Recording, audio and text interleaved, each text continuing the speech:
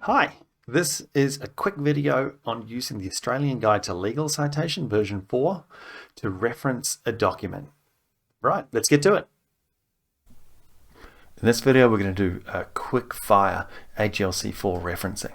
So assuming that you've been given a problem question and you need to do this IRAC style, and you've already gone and drafted your solution to this with no citations or references in it. The next step is to put this into something that's compliant with the AGLC4. Now, if you're really good with Word, you can build this from the ground up. However, I've already got a template here that is included in the links to this video. So by all means, grab the link to this AGLC template. It's in Dropbox. You can download it, and after you have done so, open it up and then enable editing, and then save a copy of that, and usually in a nice format, so AGLC test in my case here. This is the base of the document that we're going to use to actually be our final product. We're going to take what we've got in draft form and we're going to be pasting it in here. So grab your text out of the document that you've got. Ideally, don't put footnotes in it while you're working through it. Keep those in a separate document or in the same document further down. Don't format them to the end. It's much faster to go through and do this at a later stage. So once we've copied this, we then open the template document that we've got. And I guess the really important thing to note here is when you paste, make sure you're pasting just the text. It's a really important point because you do not want to copy any of the formatting from any of the text that you've already got. So once you've gone text only to paste that, already that's starting to look closer to the final product that we're trying to produce. For each of the sources that we're putting in, just note that you need to put them after the relevant piece of punctuation. And so when we go reference and insert footnote, there shouldn't be a gap between the piece of punctuation and the footnote itself. Note also that every footnote reference down in the footnotes component of your document should end with a full stop. That's just a requirement of AGLC4.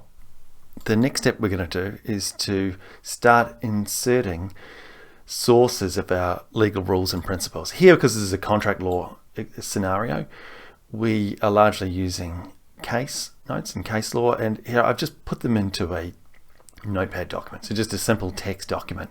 And really it's just a case with each of these. Go to the appropriate place that you want the citation to be in, go to the referencing tab and click insert footnote and simply paste that. Now, because we're taking it out of a text file, the formatting will already be removed. Really, it's up to you at this stage whether you also want to go through and format the italicization for cases and for legislation, or whether you want to leave that until the end. That's really just a matter of personal preference.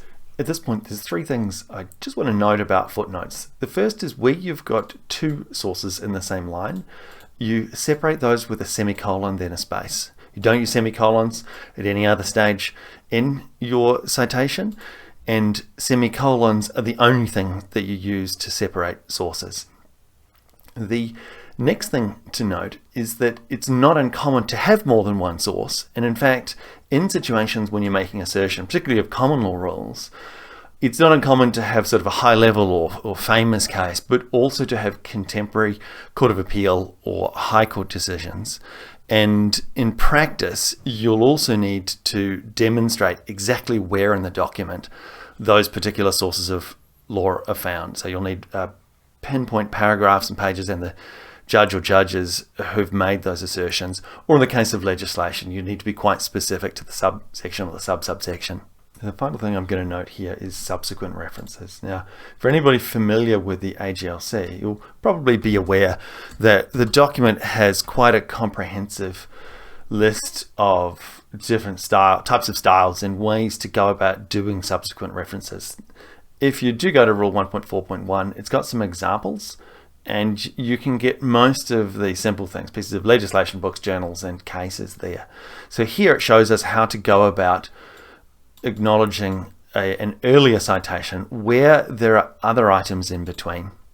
And the key thing to note is that you need to create a shortcut or a short title back to the original item, the first one that's been mentioned throughout the work. So if ever you've got 2 or more references to a particular case or piece of legislation, it's recommended that you put a shortcut in. You can write it out in full, but it's recommended that you use a shortcut.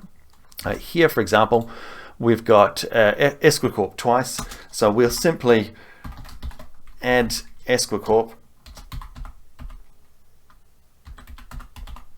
and it is italicized. That will be our short title.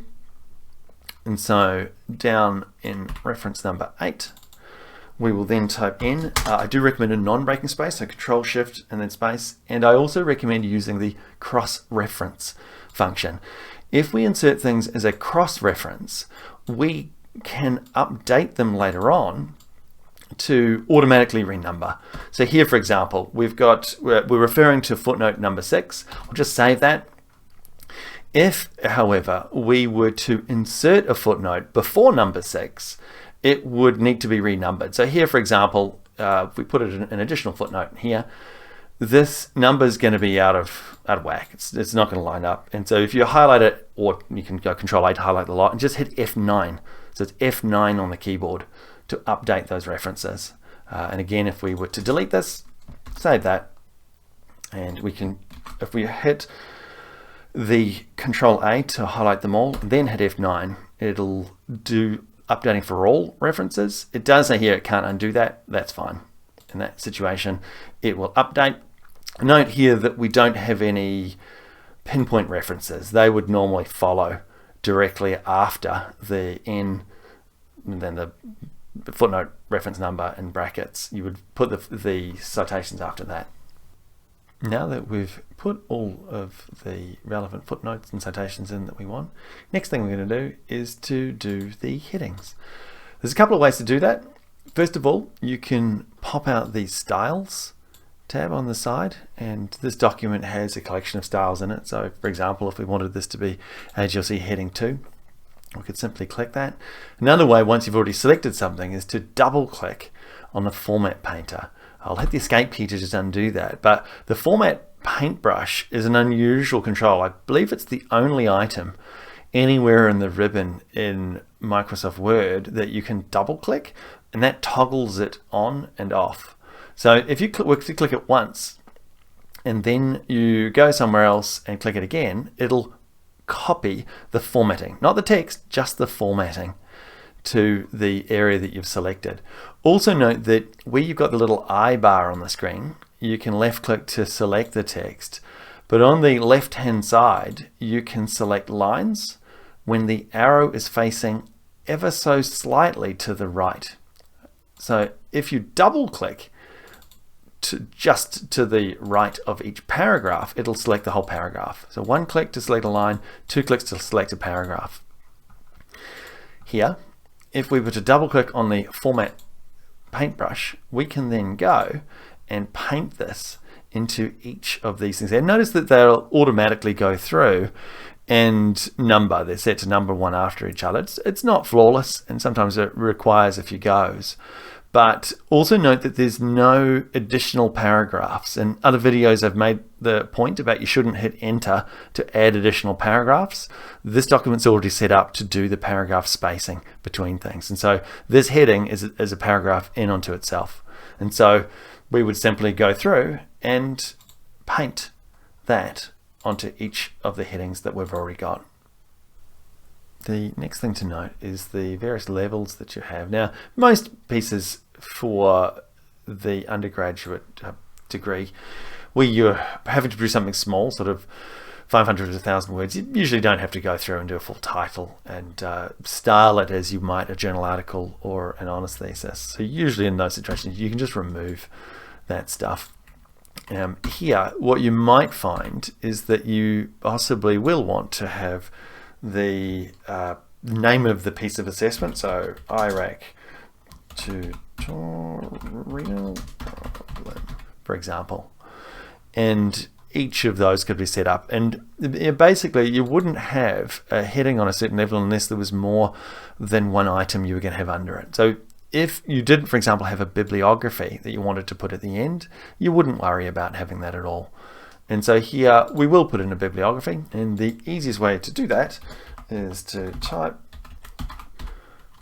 the word bibliography, select it as a paragraph, choose heading style 1, and notice that it's numbered in the Roman numerals 2.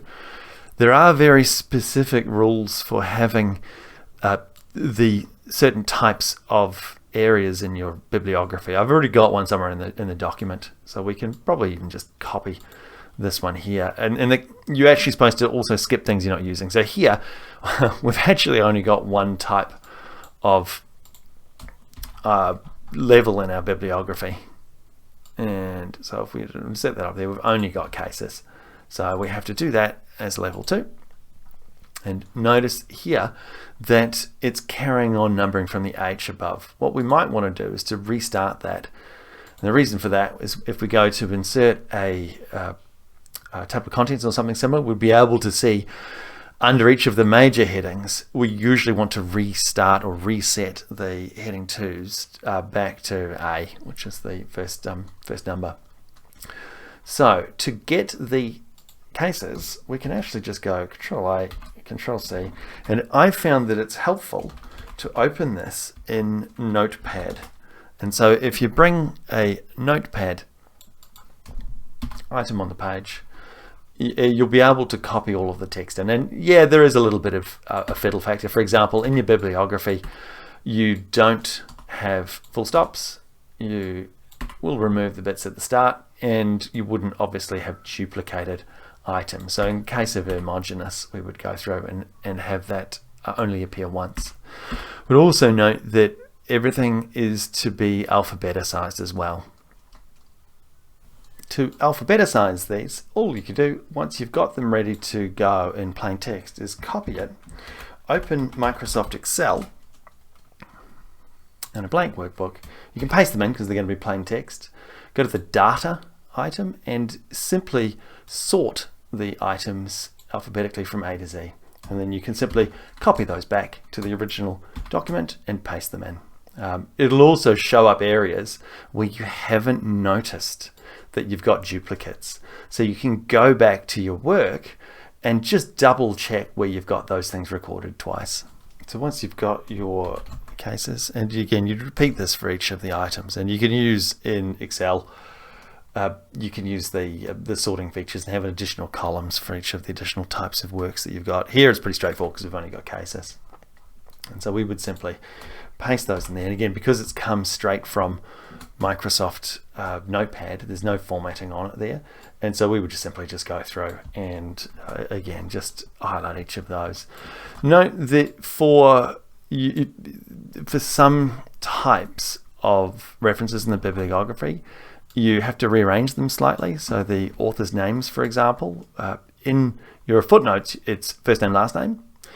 In the bibliography, you always have last name first. It's last name, comma, first name. With cases, they are as they are printed. However, note that there is no pinpoint references here at all. So once you've finished your bibliography, you can then go through and update the field for the table of contents. If you right click on this, go update field, it will actually go through and automatically create the table of contents because everything in the document is based on styles. One of the nice things about this is that you can see how things have been numbered and you can see the overall structure of your work.